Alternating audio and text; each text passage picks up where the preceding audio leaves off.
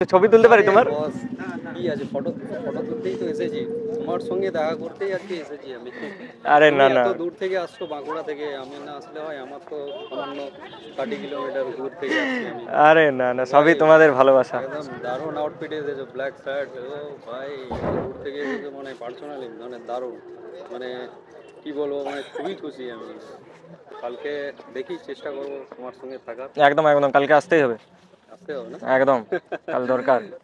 ঠিক আছে, ঠিক আছে, তাহলে তুলে নিচ্ছি কিছু। ঠিক আছে তো আউটফিট। একদম পারফেক্ট লাগেছে, থ্যাংক ইউ, থ্যাংক ইউ। একদম হ্যান্ডসাম পুরো। আরে না, সেরকম কিছু না।